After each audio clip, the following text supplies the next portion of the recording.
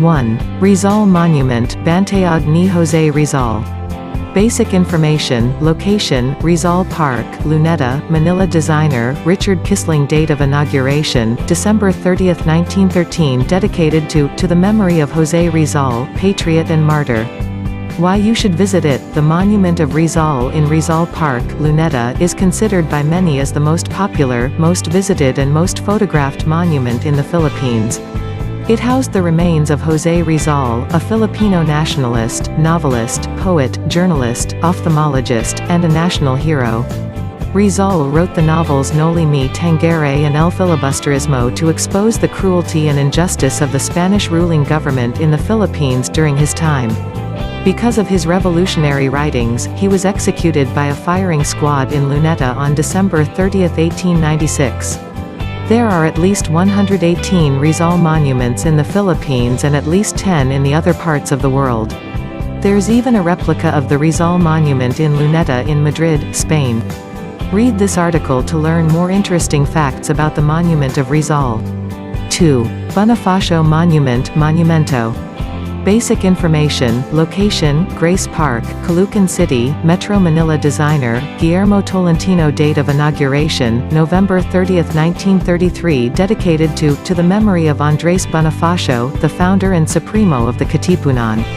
Why you should visit it. Andres Bonifacio is popularly known as the father of the Philippine Revolution, and the founder and supremo of the Katipunan or the Samahang Katastasan, Kagalangalang Katipunan ng Mga Anak ng Bayan, KKK. He is an icon of bravery and pride of the Filipinos. The monument is one of the most beautiful works of art in the Philippines. It was designed by national artist Guillermo Tolentino, who also sculpted the famous University of the Philippines Oblation statue. An important historical and cultural landmark in the Philippines, the monument has 23 figures, including Emilio Jacinto, popularly known as the brains of the Katipunan, and the three martyred priests Mariano Gomez, Jose Apolonio Burgos and Jacinto Zamora, well known by many Filipinos as the Gomburza. 3. Lapu-Lapu Shrine. Basic information, location, Liberty Shrine, Punta Engano, Lapu-Lapu City, Cebu. Dedicated to Lapu-Lapu, a native chieftain of Mactan who defeated Magellan in the Battle of Mactan in 1521. Date built sometime in 1969 through Ra. 5695. Why you should visit it. Lapu-Lapu is considered as the first Filipino hero who successfully defended the Philippines from the Spanish invasion. He's a symbol of courage and success in defeating enemies. In fact, his image is the central figure in the seal of the Philippine National Police and the Bureau of Fire Protection. He is best known as the hero of the Battle of Mactan on April 27, 1521. The Battle of Mactan stopped the invasion of Magellan in Cebu and delayed the Spanish occupation of the islands by over 40 years until the expedition of Miguel López de Legazpi in 1564. The monument of Lapu-Lapu is located in Liberty Shrine, Mactan Shrine, where the historic Battle of Mactan took place at dawn on April 27, 1521. The area is also the place where Magellan Shrine and the marker of the spot the Portuguese conquistador was killed are located. 4. Magellan Shrine. Basic information, location, Liberty Shrine, Mactan Shrine, Punta Engano, Lapu-Lapu City, Cebu. Dedicated to Portuguese explorer Ferdinand Magellan. Date built 1866. Why you should visit it. The Monument of Magellan is the oldest in this list. It was built in 1866, that makes the monument almost 150 years old now. The monument or Shrine of Magellan is just a few steps from the statue of Lapu-Lapu. Both monuments and other important markers of events that happened during the historic Battle of Mactan are found in Liberty Shrine or Mactan Shrine.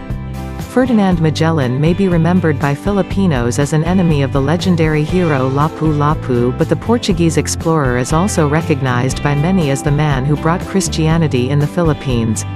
The Portuguese explorer is also recognized by the world as the one who organized the Spanish expedition from 1519 to 1522 that resulted to the first circumnavigation of the Earth. A few steps from the Monument of Magellan is a marker on the exact spot where the Portuguese explorer was killed.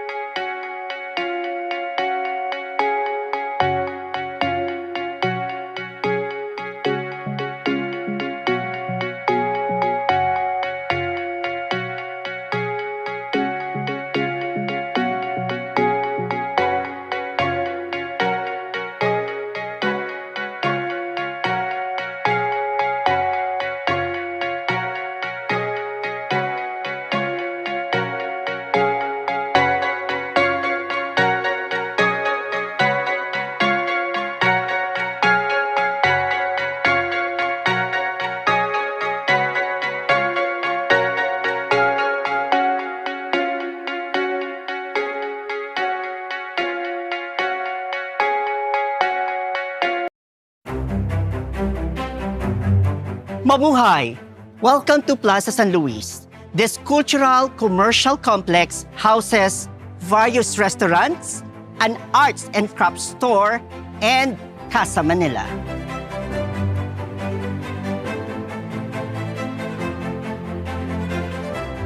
Casa Manila, or Manila House, was built in 1981, copied from the ancestral house that once stood in Calle Haboneros. It's a lifestyle museum aimed at showcasing the domestic lifestyle of a native Principalia during the Spanish colonial period. Let's go and see what's inside. Before we enter, we need to bang the Antillian door knocker in order to inform servants that there are incoming guests. This part of the house is called Zaguan or corridor. It is through Zaguan where the carriages or the karuwahe entered and dropped off passengers by the stairs. The ground floor walls are made of adobe and volcanic tuff, like the walls of Intramuros. Meanwhile, the patio flooring is called Piedra China. The patio served to cool the rooms of the house. It was also used as a garden.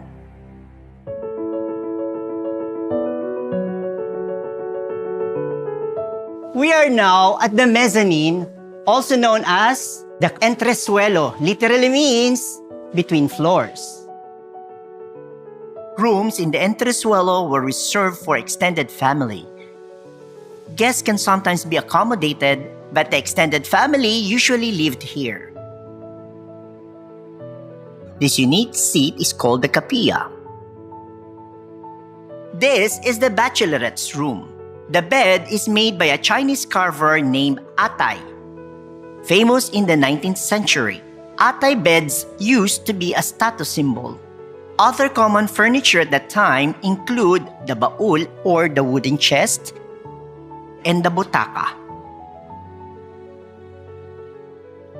Here in the despacho, also known as main oficina, the owner of the house conducted his business transactions together with his clerks and accountants. Wealth during the colonial era was mostly sourced from the lands called haciendas. While some earned from the galleon trade, most of the Principalia were landowners called hacienderos. The main workstation is a massive desk called escritorio.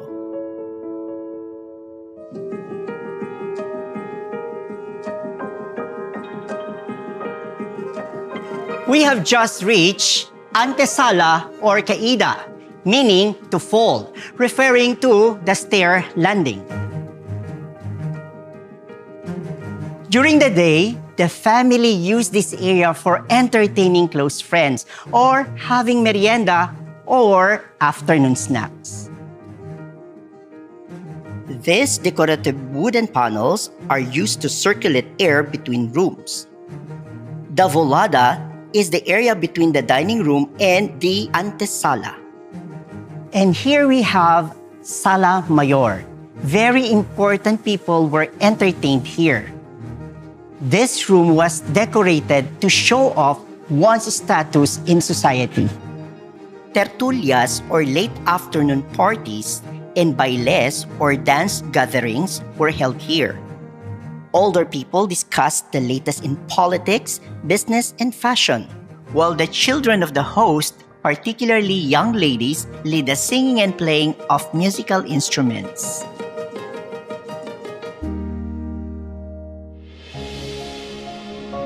Here is the oratorio or prayer room, where family gather at night to pray the rosary. This room is considered another sign of affluence. This is the cuarto principal or the master's bedroom. Tradition dictated that the master of the house would give up his room for very important guests staying in for the night. This is a reflection of a traditional Filipino hospitality. Meanwhile, the children's room is decorated with a carousel-designed ceiling to make it more appealing.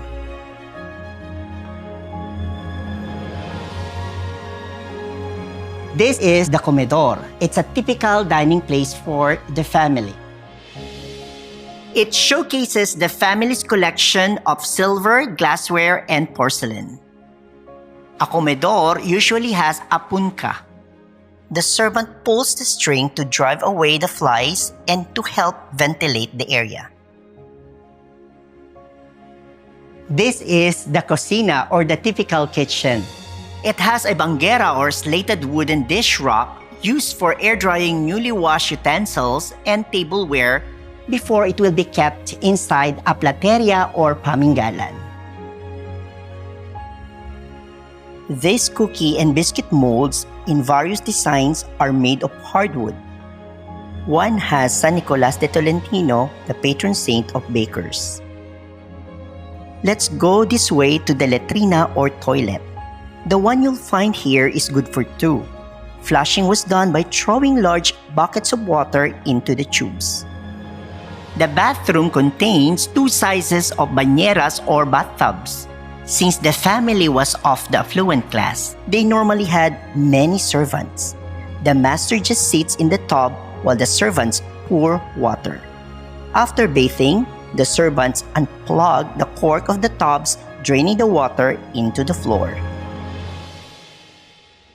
This is the azotea or the open-air balcony. It is here where you can see an aljibe or the water cistern. It is either filled with rainwater or potable water. These are just a few of the things you'll find in a Filipino ancestral home. And there's a lot more to discover. Come, visit us and let's get to know more about Casa Manila.